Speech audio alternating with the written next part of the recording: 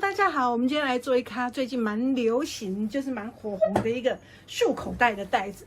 那它虽然是束口袋呢，可是它因为外面又加了一层，所以看起来又像提袋又像束口袋。那这是一个大家应该是看那个韩国的有一个影片，也是那种手作影片，他们做出来，只是他做的方式，我看了他做的这个发想之后呢，我觉得那个我就帮他。不是帮他，对不起，我就是呢有稍微改良一下，做成我想要的感觉样子。好，那所以呢原创也不是都是我，但是呢我有做一些不一样的设计。首先呢，我把这个弧度，把这个袋口的地方呢做成弧度，感觉上会可爱一点。那呢，除了外面的这个外袋是有弧度以外呢，里面的内袋也是有弧度的。然后呢，底部我是做另外外接的这个样式，这样让它的这个袋子呢感觉更挺，然后整个感觉也更完整。侧边呢，把它弄成是直立式的这个钩环，这样呢，你的提袋在提的话，它比较不会变形，而且它的施力点会更好。好，然后呢，里面也加了这个礼袋，让我们的这个东西呢放进去之后，还能够有微微的隔间。那当然了，把它竖起来之后呢，就变成一个外面可以放东西，里面也可以放东西的一个袋子。其实这个袋子还蛮好。蛮实用的，那难度会不会很高呢？因为加了这些弧度比较撩缸啊，就是比较费工一点，所以呢，感觉上难度变高了。加上侧边，好，我现在做成这样有点装饰的这个作用，我觉得会比较有一点点难度，但是我觉得整体的效果非常非常的好。那就是像这样子的袋子，那个提袋的部分呢，我是这个束绳的部分呢，我是用那个鸡皮去做的。直接把它做成这个束绳带，让它的整体感呢更完整，就感觉很有高级感。那背起来也很好看，好，所以我就做了好几个颜色啦，因为我就是需要做样本。那个是蓝色，然后这个是有点这种，这上面写了橄榄绿的颜色，哈，就是比较像秋天这种比较符合这个季节的感觉。那我就觉得它颜色也很好看，所以我就做了不同的颜色去做搭配，然后呢，一样是就是可以这样像这样，好个给我亏这样子。那我基本上都是做同色系的搭配，那还有一个粉色的，粉色其实是我最早一开始做的，那就是很嫩的感觉。那你会发现呢，我这个粉色的时候，因为我第一次做，所以我这个荷叶的地方留的比较浅。它留的比较浅的好处就是说，我竖起来的时候，我这个弧度看得比较清楚，但是呢，就是相对就是竖起来的时候呢，它的这个荷叶边呢看起来就没有那么的明显。那我觉得说，你们可以按照你们自己想要的。想要说做高一点做低一点，这个跟版型没有什么很大的关系，只有跟开口的地方有关系。你们可以自己去决定你们要做什么样的感觉。那一样是套色，那我觉得做起来都很好看呢。那还有一个黑色，它加上这个桃红色的，那这个就是觉得比较有点那种甜心小恶魔的感觉嘛，也非常非常的好看。好像这样子。然后全部都是麂皮布料，好，然后搭上那个结纱的那个点点的这个棉布，好像这样子。那这个我是用金色的扣环，就是整个非常有这个高级感。就是我一直喜欢做这种，虽然是我们自己在家做的哈，可是看起来很有专柜 feel， 有没有？就会觉得说。不要说做的很像那种欧巴桑在用的包包那种感觉，所以就是觉得想要做一下。那重点呢，就是说这几款呢都是属于中型款。那因为我会出材料包，那材料包我会出版型呢，就会有一个中型款，就是这个高度跟一个比较高一点的高一点的。那高一点呢，就是说它的这个高度增高，那里面呢也是一样，有增高一点点。好，然后。为什么要做一个比较高的呢？就是觉得有时候你的东西可能会比较多，所以我就会想要说做一个高的试试看。做起来的这个比例也很好看，所以呢，我的版型里面就会附了两个，一个就是这种比较低一点啊，就中型的，那一个就是比较高型的这种高型款。所以如果你是跟我买材料包，你就可以一个材料包里面有2个高度。然后就随便你想要做哪一个高度，所以我们今天就是要来教这一咖怎么做。好，那因为已经跟那个原创啊，已经有点，就是已经跟原创差那个做法差蛮多的，所以呢，就是一定要教一下的啦。好，首先我们要准备的材料就是有这个2条这个绳子，就是当那个束带，好，上面的这个绑的那个绳子，然后呢，这2条呢是侧边，还有2条那个侧边连接这个低循环提带的部分，然后呢，这是提带的这个带子，接下来这是里带。那还有外层的这个带子，那外层的带子呢，它就会有2片表布，然后2片这个里布，好，像这样，里布有2片，好，然后表布也有2片，这样子。那这咖带子因为弧度多哈，所以会车的比较慢一点，所以等一下我介绍完所有的材料之后，我可能会先车一部分起来，因为如果不先就一开始就车的话，我怕你们那个不知道材料要怎么准备。好，就是说表布2个，里布2个，然后还有这个里带的地方也是表布2片，里布2片，然后重点是我表布这个外带呢有贴布衬，里布没有贴布衬，因为我要让它束口的时候呢比较好束，然后那个比较不会那么呆板，好，所以那个还有2个底部。那底部的话呢，就是表布跟里布我都有贴衬，都有哦，就让那个挺度带型的挺度会更漂亮。所以呢，你们跟我一样哈，像这样剪完布之后呢，我们这个弧度的地方，好，内带的这个内带的部分呢，弧度我们可以先剪起来，然后呢，把那个要放磁扣的地方先贴上一块布衬，增加它的这个厚度，才不会说外带跟里带这样拉扯哈，就是那个磁扣的地方会容易破掉。接下来呢，我们在这个旁边剪牙口，2个缝指点的地方呢，2边都要剪牙口，才知道说我们等一下车缝的时候要缝到哪里，然后把中央线都做出来。所以呢，你们在准备材料、准备布料之后，把它的中央点4边都做出来，等一下你会好车很多哦。所以呢，我等一下会简介一下，就是要先把一些部分，因为它是重复的，一个带子的前面跟背面它是重复的，然后还有像这种提带的部分，我会先车起来，只是先介绍布料给大家，那你们要准备好哦，我们等一下就开始车。好，我们首先呢，把裁片都整理好之后，我们就开始车这个弧度，这个前带这个弧度的地方。车完之后呢，它必须跟内带把它车在一起，做起来就像这个样子。好，就是上面有弧度，然后这里有磁扣把它粘起来。所以我们现在先来车这片。那因为我刚刚说了，前后是对称的，只是说前面这里你车完这个弧度的时候，要先把布标缝上去，好，然后再跟这个后面的这个里带车在一起，就只有插那个布标而已。所以如果你不缝布标的话，2片就是一模一样咯。所以我们现在先把它表布跟里布正相对，正面对正面，把它对在一起之后，来车上面的这个弧度。那车上面的这个弧度呢，就是不要急躁咯，你们就是慢慢的车，尤其是不擅长车弧度的人，你就更要慢慢车了。那最主要是这个尖尖的那个点很重要，那一针这一针就是一定要车到那个点。所以呢，我们现在有卖那个缝纫车它有那种刚好可以下去1针的，这个就很好用。所以像我这台工业车的，它只是1针，可是没有一上一下。那我们现在那个官网现在正在贩售那个缝纫机都有这种定针，它可以半针，就是一上一下这样子就非常好用，你就不用怕说那一针没有车到，因为那一针就是决定这个弧度漂不漂亮的这个重点。好，所以凹下去的这一针一定要车到。那如果你的针车呢，你已经买针车了，然后它却没有这个功能，你就用手转，好，用手转那个轮盘，让那一针一定要车到。好，所以现在那个卖的那台缝纫车正在大特价，你们有喜欢手做的人非常可以参考。好，那很快呢，说话之间我们就把这个弧度给车完了。车完之后，头尾都记得要回针。这时候我们就把锯齿剪刀拿出来，直接剪这个弧度。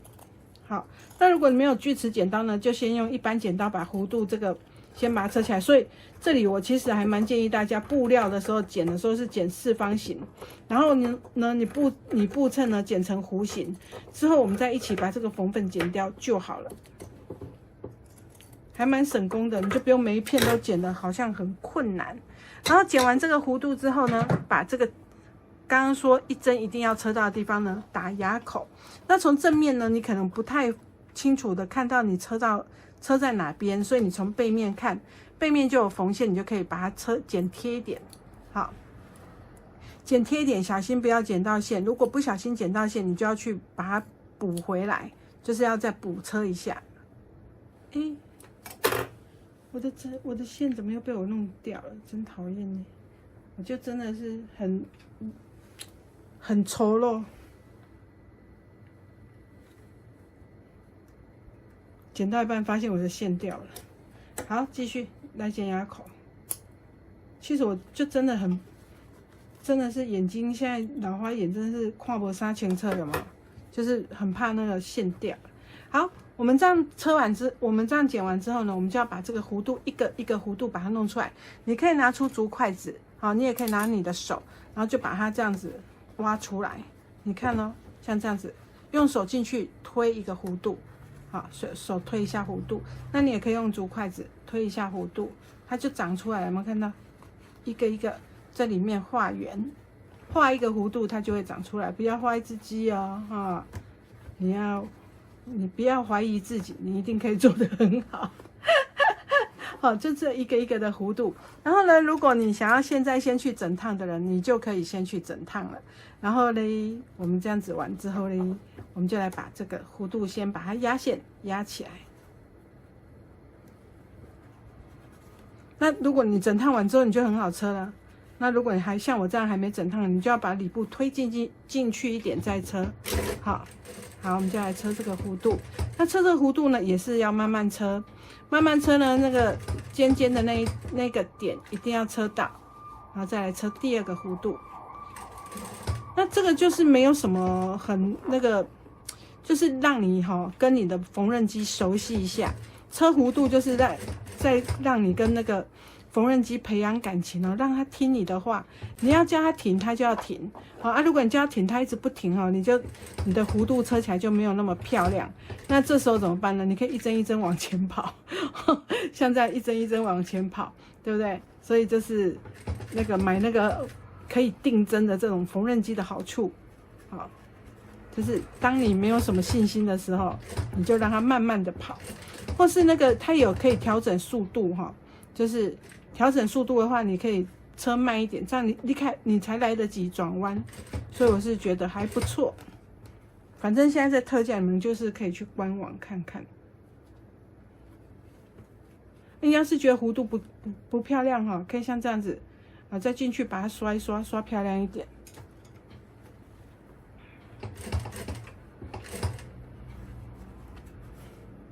那就是把弧度都车好，车完之后不要急啊，我们还要装磁扣哈。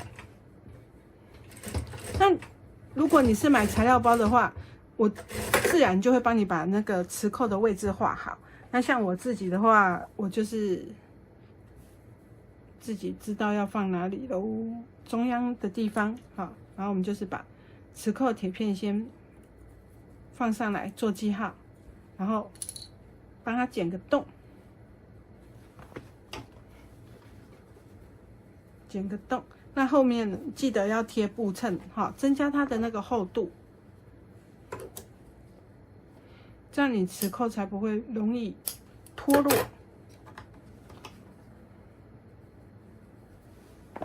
放过来之后，把铁片放上去。这个铁片很扁哦，很难拿。你是要过来不？嘿呀！然后用夹子把它夹起来，把那两只脚折进去。你也可以用那个锥子的后端哈，把它折一折。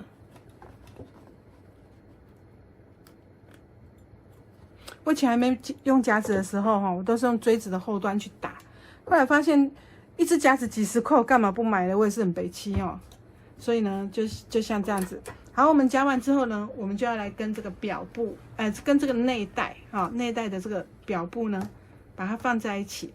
好，那如果你是先把那个磁扣都安装好也可以，不然你也可以像我一样，啊，就怕说画记号线的时候没有画好，那你可以像这样叠起来，叠起来，你记不记得我们刚刚这里面是不是有一个磁扣？然后呢，鸡皮的布料有一个特性呢，我们把手伸进来里面，按着那个磁扣，把它用力压一压。那个磁扣它前面是不是有一个小点点，就是那个粘合的地方，然后它就会有一点点痕迹，哈，它有一点点痕迹的时候呢，你就可以看，哎，那个痕迹在哪里？这个远远的这个痕迹在哪里？把它做个记号线之后呢，这个就是磁扣的位置，这样就是绝对超级不怕弄歪掉，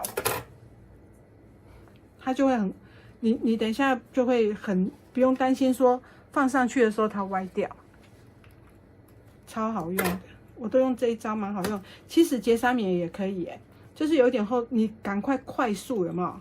然后去看一下它压下去的那个痕迹。那刚刚我为什么手要放到那个？我刚刚不是这样子，是手伸进来里面压吗？因为如果你从外面压鸡皮的那个，有可能会被你压出一个那个绒毛的那个痕迹。好，所以我就会把手伸进去中间压，然后呢，把它两个磁扣粘在一起之后，我们再来把另外这3边把它缝起来，这样是不是很简单？你都不用怕磁扣弄歪掉，哎。好像这样子。那像这几天天气比较干燥，你会觉得它有一点静电哦，拖不太动。那你可以把那个旁边这里先卷过来。好，先卷过来，这边车的时候，你怕它不太好推动，你可以像这样稍微卷一下，然后让它那个接触桌面的面积变小，你就会比较好推一点，会比较好移动。好，像这样。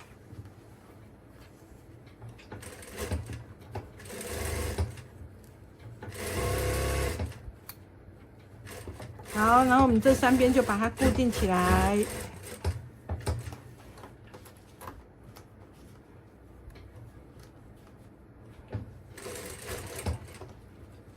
哦，它会有一点会有一点这种摩擦力，有没有？我们把它卷起来，减少它的这个摩擦的面积，你就会比较好车。好，就这样。好，完成了之后呢，我们现在就要把它们2块。好，那刚刚在缝这个之前哦，另外一面你要记得先把皮标先放上去。接下来我们就要把这2块布呢，把它侧边缝起来。好，那侧边缝起来，看一下，刚刚我不是说要做那个穿绳子的这个记号，所以如果你荷叶不想要太大，你就可以把这个记号呢往上挪。那如果呢你喜欢这种上面的荷叶比较明显的，你就把这个记号放在我帮你们做的这个位置上。那如果你就是上面你留多一点，那如果你觉得上面想要少一点，让这个那个荷叶的地方短一点，你就把这个开口的地方往上挪。哦，好，我们把它对好。哎，后面有一点不太正。对好之后，我们就可以把它车起来。车的时候你要注意，我们要留这个，我们要留什么呢？等一下要穿那个束口绳的位置。好，穿束口绳的位置要把它留出来。那就是我刚刚说我有做记号啦，我们就把它然后呢，这边也是一样。我们就留出了一个洞，这个洞呢，就是等一下要穿这个束口绳的地方。然后呢，我们先把侧边的这个侧边不是有一个那个提带的这个提带的装饰线，然后它会连接一个D形环，我们要把缝缝打开哦，把后面的缝缝打开，好。所以如果你想要先去熨烫的话，都可以。记得哦，鸡皮你在烫的时候正面垫一块布哦，会比较好一点。好，我们要找一下刚刚2条短短的，在这。好，这2条短短的呢，比较短一点的，它是上面这个内带的颜色，我们就是往内折，缝缝往内折就好了，然后直接这样开始车，压它2边，放在中央线哈，就是说它要平均把这个中央线呢，把这个侧边的这个线呢，把它盖住哈，所以你就是坑底也中，然后把它放好，然后就开始车。哎，没有嘞，我要先换线，不好意思啊，我先换一下线。嘿，差一点忘记了，颜色不太一样。尤其哈，像这个的紫色，它的颜色哈没有差很多。那个像刚有那个黑色跟桃红色的，你就要记得要换线。哦，我们这样换线的话，哎呦，打结突然打不好。换线的话，它才不会看到那个车线很明显。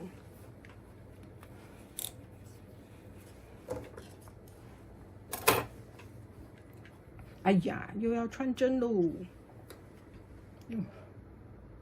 所以那个我们卖的那个缝纫机啊，它很好，它还有自动穿线的，你就不用像我这么苦恼。看它自动穿线，怎么这种工业车怎么没有自动穿线？还是它有，我没买，我也不知道哎。哎呦，都成玫瑰皮感。等一下那个这一段剪掉好了。哎，穿过了，一说要剪掉你就穿过去，真是的。底线要换一下，就是说我们的那个卖的那个缝纫机啊，除了说像刚刚说可以定针一针一针的慢慢车，可以调整速度，然后呢，它还有上针的这个自动穿线的功能，超级方便。重点是它现在又在特价，嘿嘿，赶快打个广告。好啦，我们把缝缝打开之后呢，我们就要来压这一条线。好。那记得要换线哦。好，开始车喽，把它先稍微折好一下，再来车。然后中央线也那个跟侧边呢，把它对好。其实这个如果你车有一点不是那么正中央的话，也看不太出来，因为只要你有把这条那个缝缝呢盖住就好了。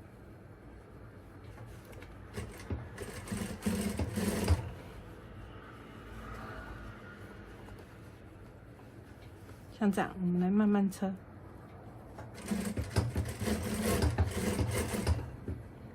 那车到上面的时候，你要注意哦，哈。像我都预留多一点点，我们要把D形环呢放进去里面，然后折进来。等一下我们压线的时候呢，就顺便把这个缝缝给压住，像这样子，顺便把缝缝给压住了。那你在车的时候，不要一直你满口一直掐到D形环呢，你就车到大约离它大概0.5公分的地方哦，然后呢转弯，然后车过来。那会害怕的话，你就一针一针的哈，慢慢车它。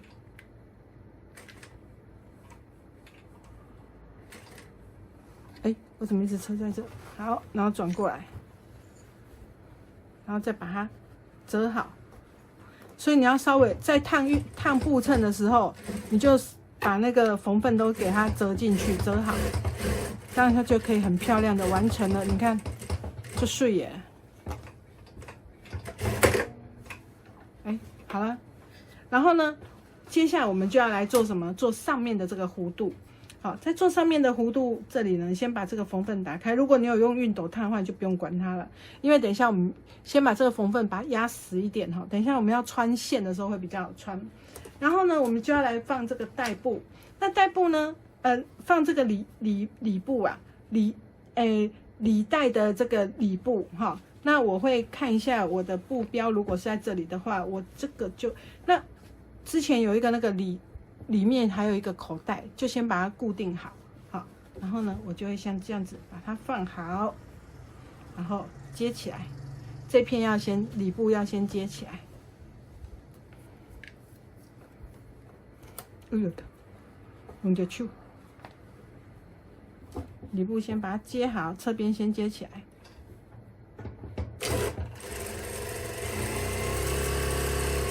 那当然然，如果你要整圈都接起来再车这个弧度也不是不行，但是我觉得会比较不好车哦，所以我是喜欢先这样子车起来，卡合起来，把缝片先打开，等一下跟你们说。好，用那个滚轮骨笔推一推，然后呢放着之后，这个直接放在上面。因为如果你车成一圈的时候呢，会没有像现在这样子直线的时候这么好车啦，所以我会把它像这样子铺平，好，然后下面也把它对好，就整块都把它对好，然后再从内面车过来，这样会好车很多。那你中央线就要对齐咯。所以你这个里带呢，先把这个弧度先剪起来，先把弧度剪起来。你要画线呢，如果你技术不太好，你就是在上面先画线，就是依照那个版型呢，你先把这个完成线都把它画好。好，那如果你技术好一点的话，比如像我，或是比较不在乎的，喜欢这种天然的雄鹤那种感觉，有没有？你就像我这样子，大致上呢抓一个距离，好，然后就沿着这个旁边这样子把它车起来。那你也可以画线，绝对可以哦。那你在车这个时候，你要注意，你不要从头这里就开始车，我们从一半这里开始车就好了。好，一半哦，记得哦，这里要留一个头哈。一半的时候开始车，然后我们就开开心心来车弧度啦。就我刚刚说的，跟你的真车培养感情的最好方法，就是车一大堆的弧度。好，就像我现在这样子，慢慢的去旋转它，然后呢，你只要弧度有剪好哈，沿着这个压角的这个缝缝哈，然后我们就这样慢慢的去转。那基本上呢，我也没有车的很完美，好，也没有车的每一个弧度都像机器人车的一样哦，都一样大啊，也没有。但是呢，我觉得说，除非说你就是有些人的要求比较高啦，我的话，我是觉得说，像这样有一点不太规则，然后有一点点不是那么的完美，感觉上其实金主人呢，哦，比较生动，哦，没有那么死板，对我来说啦，那可能就是我比较懒惰，懒得这边画线也有关系。好，继续来画。那如果你要画线，然后慢慢的车，把它车的每一个折子、每一个弧度都很漂亮，那自然是最好，绝对是最棒的。好，那我们就这样慢慢一个一个弧度来车。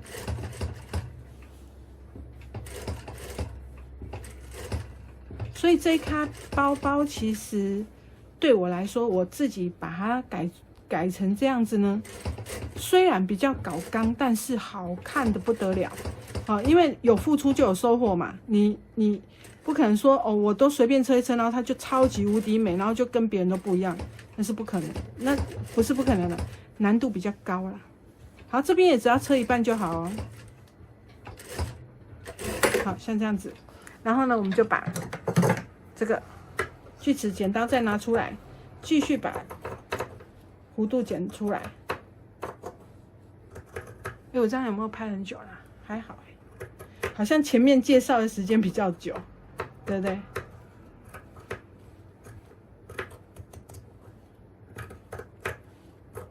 那我们就弧度慢慢的把它剪出来。那如果你要是不喜欢用锯齿剪刀，你用一般剪刀剪完弧度之后，也是要打牙口齁，只是会做比较久就是了。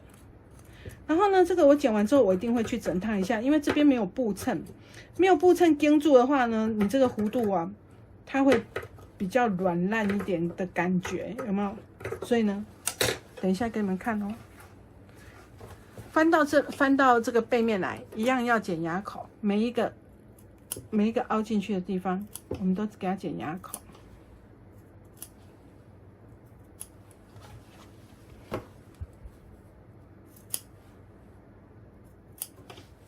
好，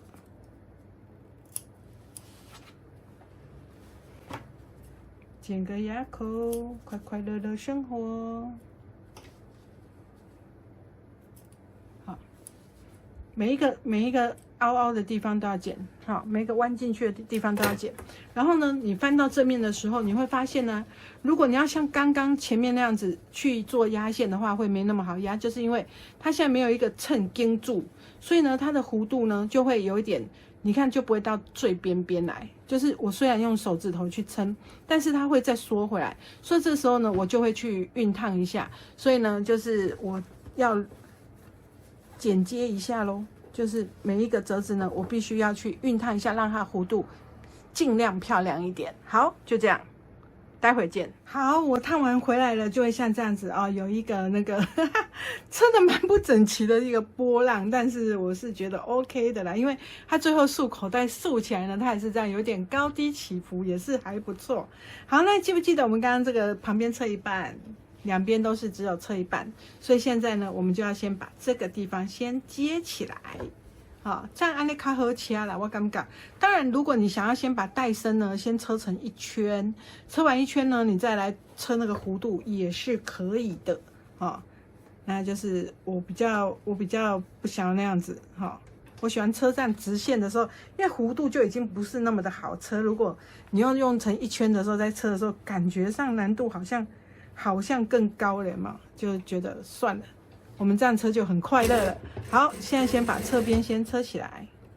那我这个紫色做的也是比较那个，刚刚我不是说有一个中型款跟高型款嘛？这个是算是比较高型款的，所以它这里的距离就长一点点。好，我们就继续车，车呢继续要干嘛呢？记不记得我们要留束口绳的位置？好，哎呦喂！它线突然弹起来了，你怎么啦？不想乖乖待在那儿吗？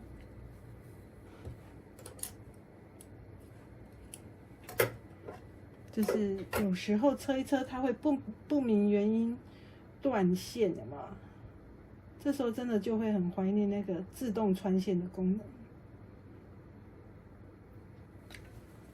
好，继续车。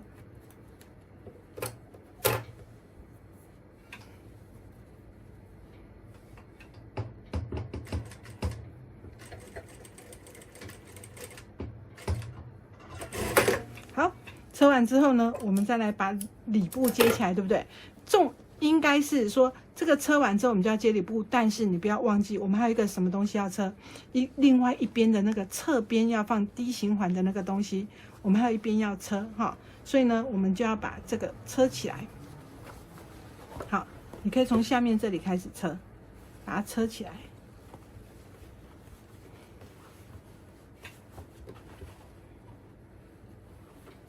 来，我们把刚刚我们不是有车一半吗？那我们现在把另外这一半车起来。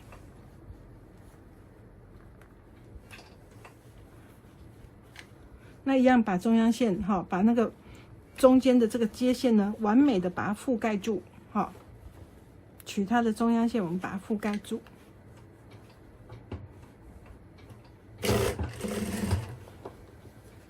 那这里会觉得比较没有那么好车哦，因为它已经变成一圈了，好像没那么好车，所以你不用一次哦一直对到这里来，你就车到哪里算哪里，你知道吗？看车到哪里我们就看到哪里就好了，好，不用紧张。你不用说一次要把别针都一直把全部都别好，那你很容易擦掉你家己呢。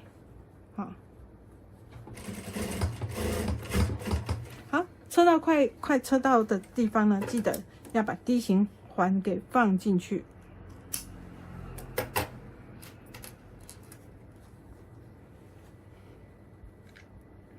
然后把多余的布呢往内折，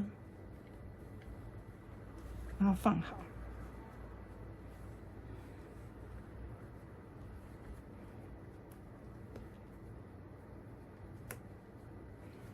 接下来再来继续车，好，把它盖住哦，把那个折进去的那个地方把它盖住哦，哈，然后我们就慢慢车。会怕的人，你要是很怕一下子车过头，会怕的你就一针一针这样慢慢按，好，你要是有买那个缝纫机的话，你就是一针一针慢慢按过来就好了，好，一针一针按，然后再给它转过来。那如果你没有的话，又很怕车过头，你就用手去转那个轮盘，好。所以好一点的缝纫机它还是有它的用处的啦。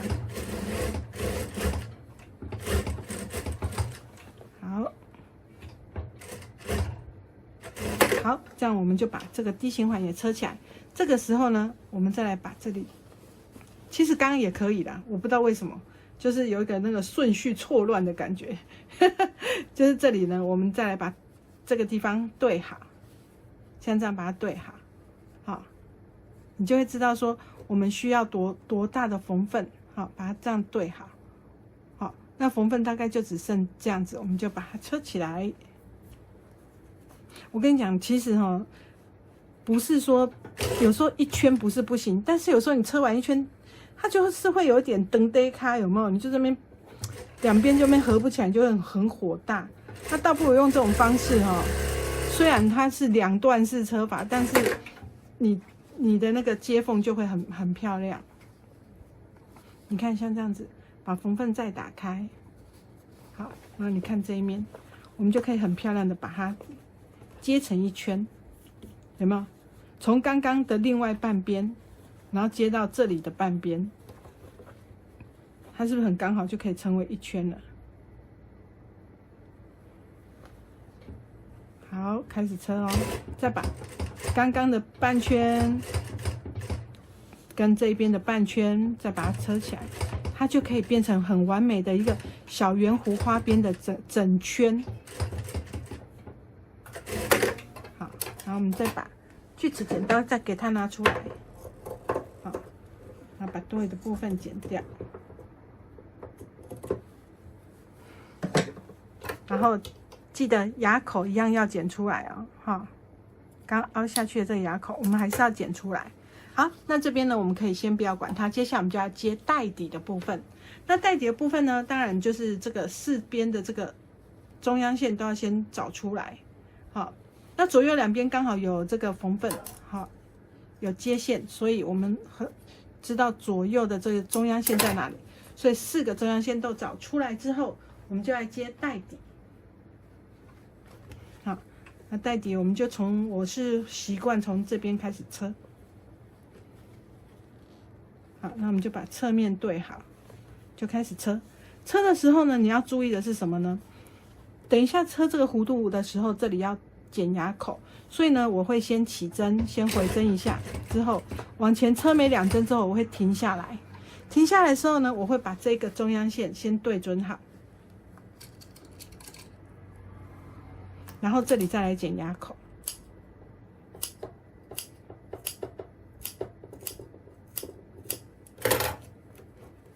这个时候呢，我就会知道我的松份我的这个弧度的松份要多少给他们。哎呦，我的针啊不会起的，哎，真的是丑陋的。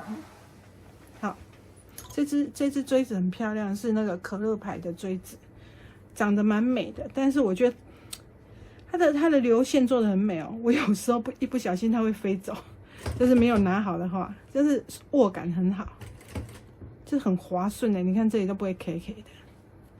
好，然后呢，我们就把这个侧面呢，这个弧度给弄好。好，不要车出小皱褶哦，慢慢的转弯转过来。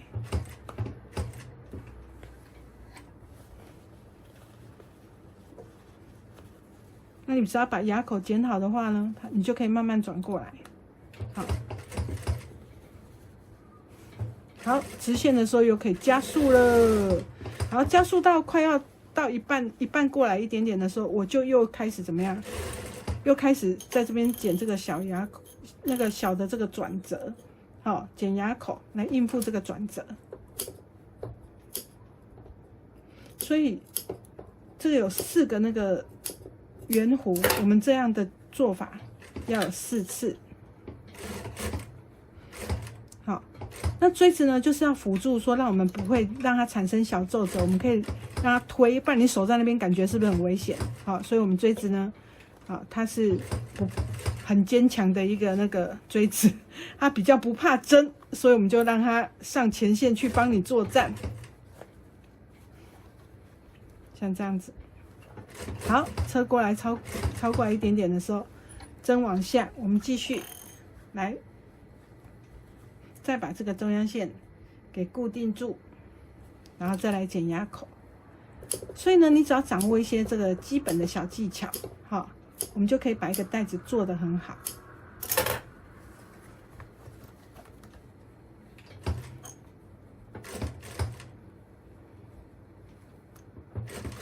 好，慢慢的哈，这个最漂亮的地方就是这个袋底哈，我们这咖袋子呢，它有几个重点，就是这个袋底你要接的漂亮，那个外带的这个弧度你要车的美，好，那这几个地方掌握好的话，其实这咖袋子你就可以很美的完成，而且做起来就是水当当水到真正是让你那种爱不释手的这个地步。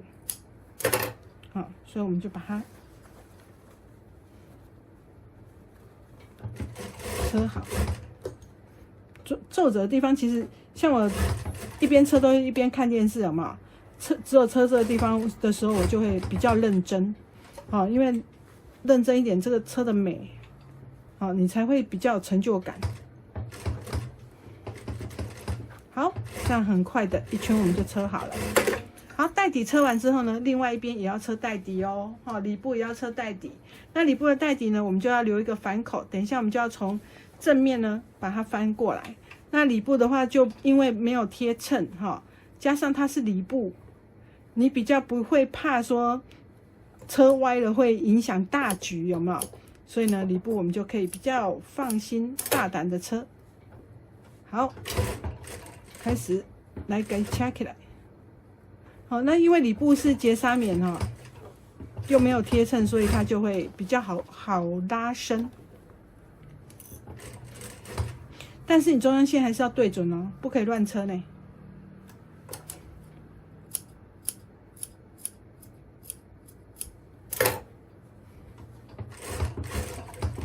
我们就可以慢慢的车过来。其实这咖袋子难度，你说它有没有很高，并没有，但是它就是多了那个弧度，然后多了一些我自己想要把它做的比较那种营造一点高级感、专柜感的感觉哈，所以它会多一些细致一点的工，只能说辛苦是有代价的啦。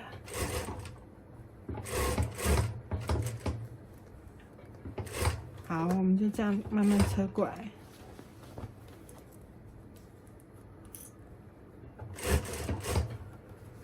哎，快车完了，我们终于快车完了。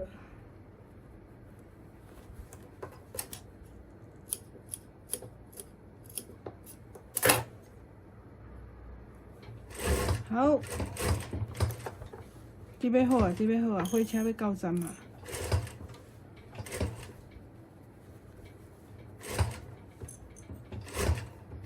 好，车完了。车完了之后，我们就要从这个缺口这里翻到正面来。哎，我好像留的有点小，应该翻得过来吧？好，那我们要翻的话呢，我们就把这个袋底呢，把它先对折一下，先对折一下，然后就往外拉。我好像洞口留的有点小，不过应该还是可以出来。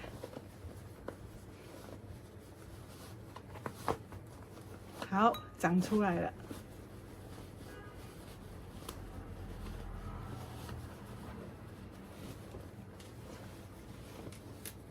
然后把袋底呢推好，4个角角都把它推好，真的很美哈。这一咖的这个紫色呢，它的那个色系没有跳很大，就是我想要那种比较柔和一点的感觉，有没有？像这样子，好。然后这等一下是要穿那个束口绳，好。然后刚刚这2个。最后接的那2个要把它翻好，然后我们就要来压线哦，上面如果你上面不压线呢，它会比较，就是你要把它烫得很好，它还是会有一点会跑进去，所以我建议最好是压一下线。那要压线的话，我们要从正面压，所以我会把袋子呢再翻过来这边。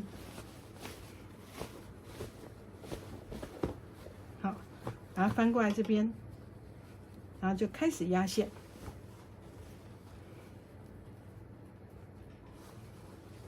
好，压线的话就压0.1咯，那弧度又开始又是弧度了，那我们就把它慢慢的压过来吧。所以这一咖其实最花时间的就是在这边压弧度，好，因为又快不了。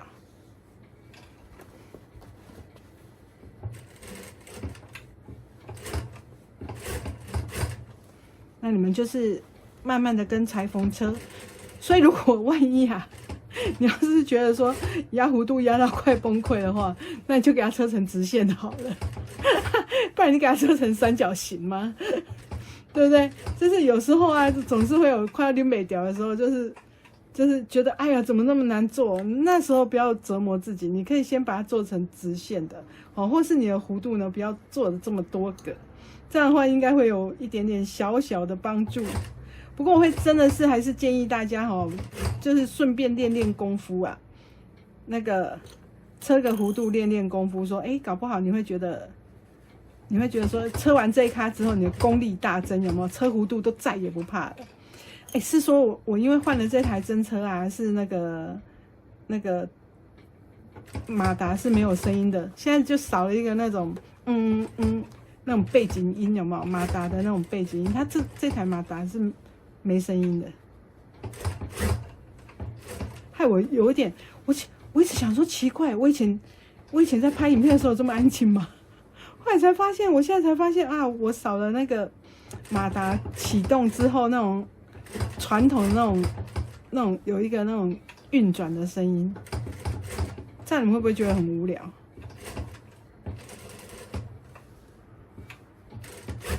因为之前有人跟我说听那个马达的声音，他觉得很好睡，他觉得有那个声音哦，让他那个都不会失眠，看没2下就想睡觉。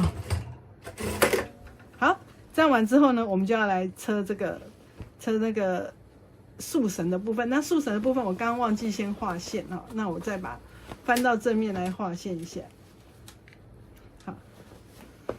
我们就是那个绳子的部分要放在哪个位置，好，然后我们就要画一下这个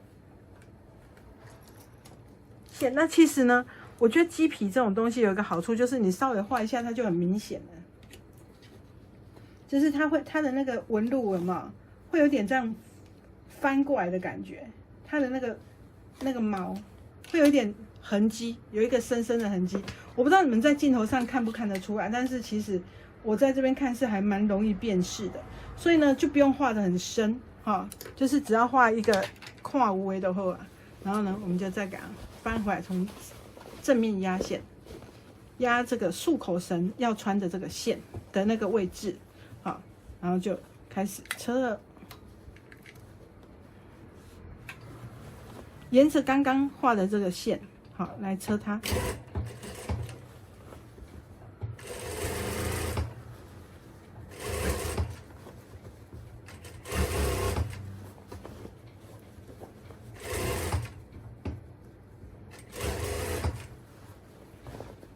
然后就这样子，先车第一条线哈，就是这个绳子上面的那个穿线的那个上面那一条。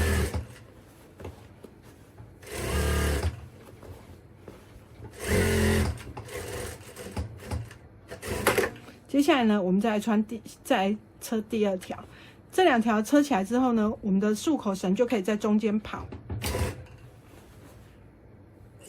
哦，我想打喷嚏，打完了。好，第2条。如果你想要让那个绳子比较好拉哈，你就可以把这个洞呢，把这个距离呢车大一点哈。那基本上是不用太好拉了，你是小偷比较不好偷，对不对？来吧。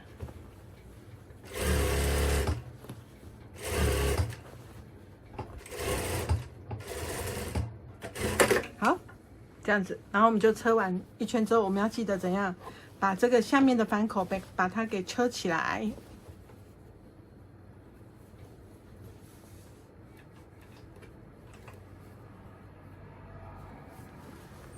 从这面车比较好车，从有那个贴布衬的地方比较好车。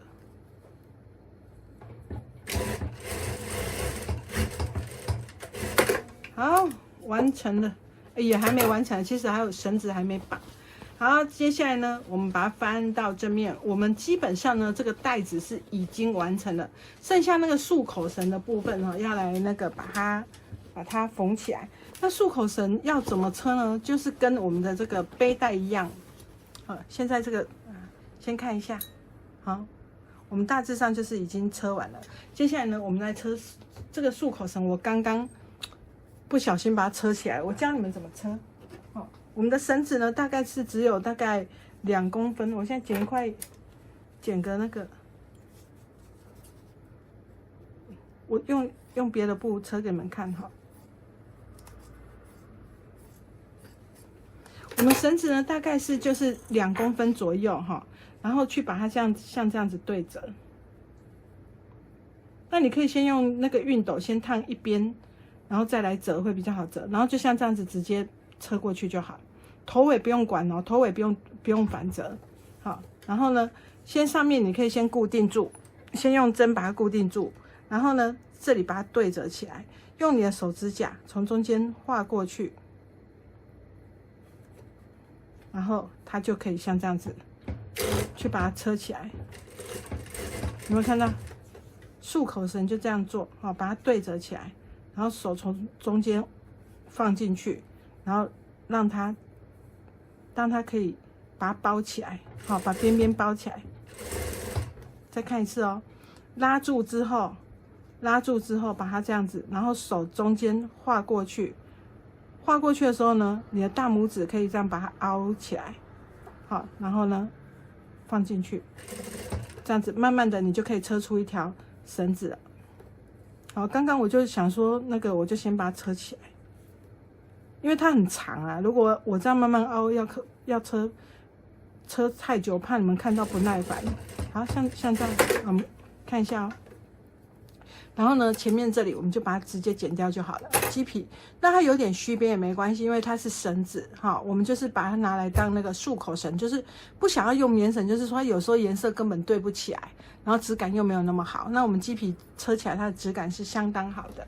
好，然后呢，束口绳的地方我们就要来穿它，所以呢，你需要用那个发夹啦，还是任何的那个穿线的东西都可以。那有一种专门在穿线的这种夹子，好，你可以把它夹住，或是你用黑色的发夹去把它夹起来，都可以。然后我们就从左边穿到右边，另外一条就从右边穿到左边。我们现在右边穿到左边绕一圈，另外一条就从左边穿到右边绕一圈，这样子呢就。等一下就可以看到那个束绳进去了，像这样子。刚刚那个夹子啊，它是有一个扣环，好，可以把那个绳子紧紧的夹住。那通常我会建议大家到一半的时候，好，先稍微拉出来，让绳子先跑过来，然后再继续穿，这样你会比较好穿。好。它这个夹子是这样，然后呢，这个铁环往内推，它就可以紧紧夹住这块布，好，然后我们就可以继续穿，这还蛮好用的。有时候你们在穿那个什么，松紧带也可以用这个东西，还蛮好用的。那如果你没有想要买这个工具的话，你就可以用那个发夹，黑色发夹穿过去，也可以。用黑色发夹把它夹起来，反正有任何一个可以让你穿的东西就好。好，像这样子。然后另外一边呢，就从这里来穿，再把它夹住。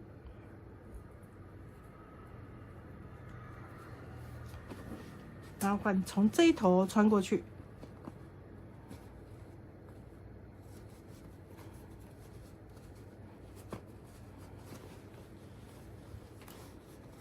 这样穿这个，看人家穿这个会不会很无聊？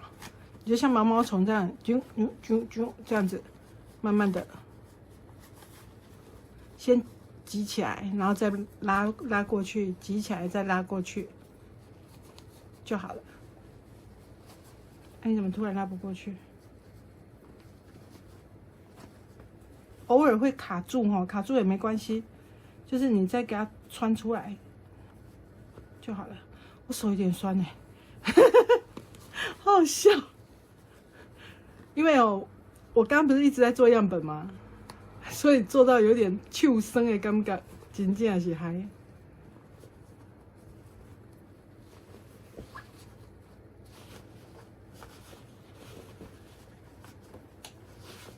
好，先把它拉一半，好，然后我们再来继续穿另外一边。真想，有点想去喝水，怎么会这样？娇生惯养的。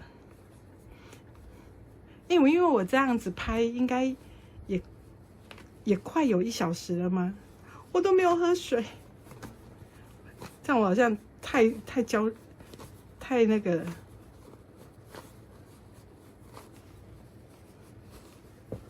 那个叫太什么？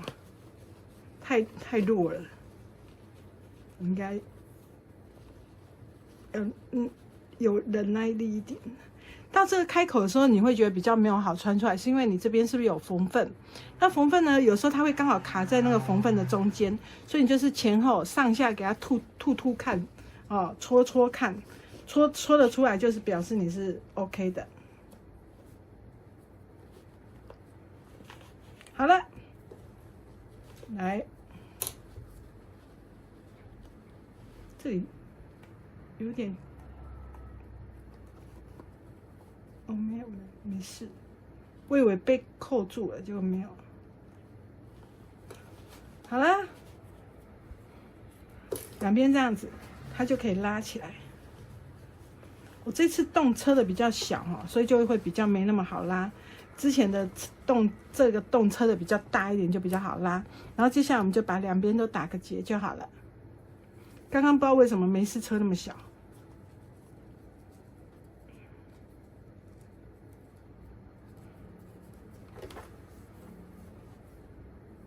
如果你要是觉得说你这样子不好拉的话，你可以重新把它拆掉，然后再车宽一点啊，那个没有关系的。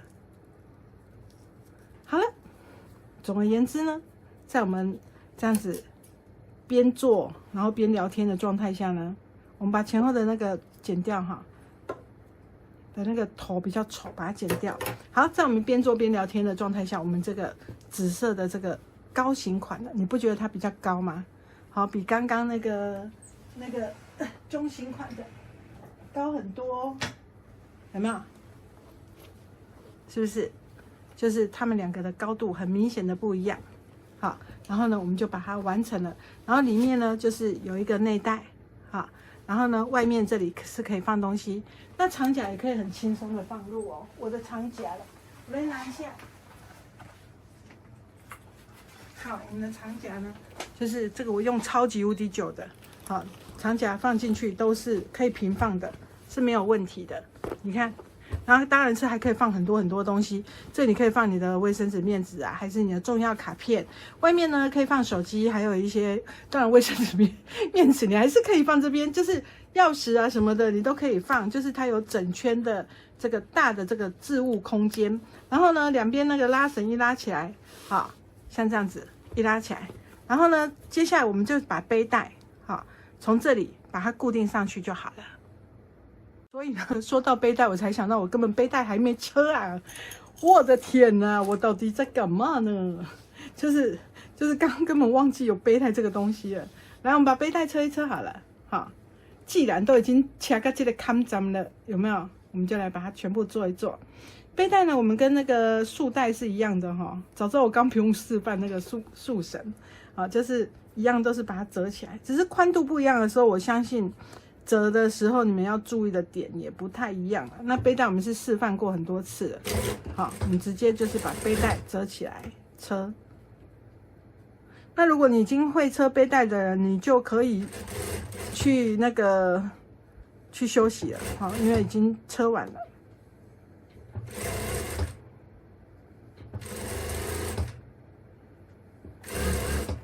那如果很多人都会问说，这个适不适合初学者啦？这个适不适合手缝啦？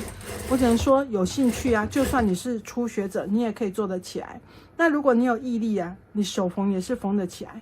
那如果你觉得手缝实在是很浪费你的时间，或是说你对手作真的很有兴趣，那还蛮建议你去买一台针车，好，买一台缝纫车，好，那当然我现在我们的官网有在卖那个比较好一点的那种缝纫车，它虽然特价也是要2万多块。如果你是真的觉得说我只是要车看的话，那你可以去买比较便宜一点的，但是便宜没关系，你尽量不要只能车薄的布，因为有时候我们比较多层的地方呢，会需要车到厚一点的功能，所以不要选的那种品质太差的啦。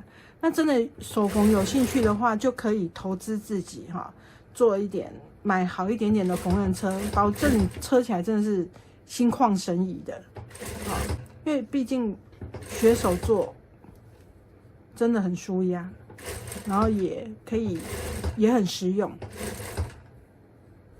其实像我很喜欢画图，那以前呢，我妈妈就问我说，以前应该不是我妈问的，我妈都希望我去当会计。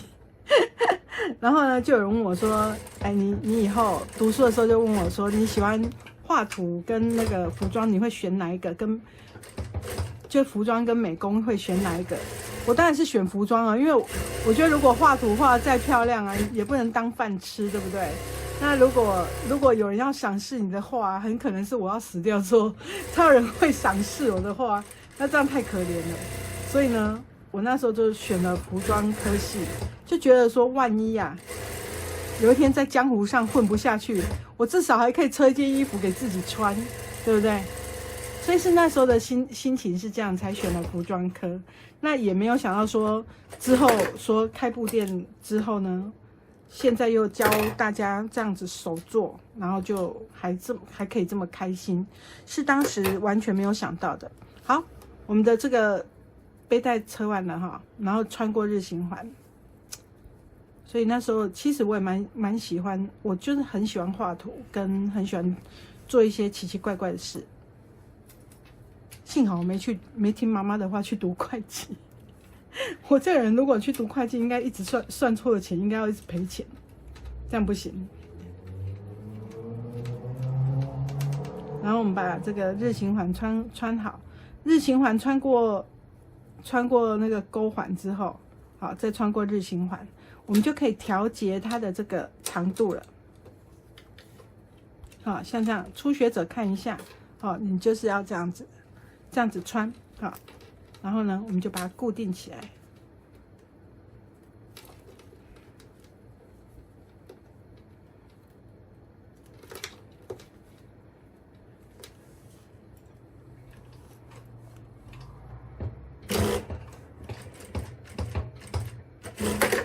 好，那另外一边呢，就是直接穿钩环就好。那这边我们就可以调整长度咯，好像这样子可以调整长度。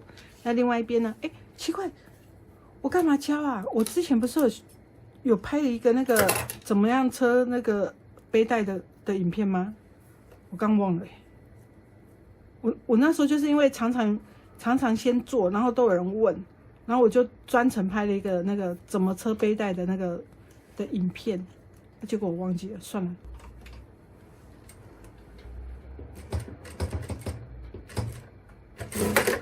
好，完成了。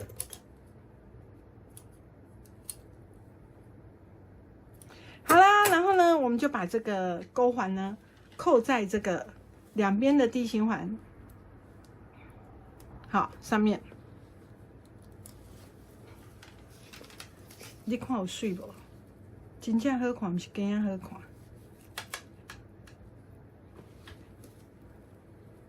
我们把这个地心环扣在两边呢，我们就有一个很漂亮的这个束口的这个提带可以用了，像这样子，有没有？现在是还没整烫的。如果我们要，我里面怎么那么重啊？我钱包是不是还在里面？真的耶！好，像这样子。好，那上面的这个弧度呢？你看，就是还蛮可爱的。然后呢，我们在熨烫的时候呢，我们鸡皮的布料我们要稍微垫一块布哈。然后呢，再把它熨烫一下，然后把这个型呢给整理，只要熨烫这个底的这个边缘线就好。那上面的话呢，至少它都不会差太多。好，就像这样子，很漂亮的一个这个包包，那质感相当的好。那就刚刚看了有很多颜色可以选，所以呢，喜欢的朋友，这个就是我刚布衬烫太紧，所以呢它就没有贴好。等一下呢就要去把它那个垫一块布，把它从背面把它烫好，这样就可以了。然后呢，所以喜欢的朋友可以试着做看，它有不同的颜色。然后呢，如果你是做这种弧度的，你可以选我们的版型有高的、低的，然后高的跟中的，然后像这样子有可以那个绳子比较上面，或是要比较下面，它做出来的感觉呢就都不太一样，对不对？然后不太一样，但是每一个真的都很漂亮，好，每一个颜色都很美，是不是？然后最后一个是像这样比较跳色一点的感觉，也是很好看，然后它的弧度就会觉得更明显了。好啦，说了这么多，然后今天的片长也蛮长的，所以呢，喜欢的朋友怎么样？赶快自己做一个吧，拜拜，加油哦，拜拜。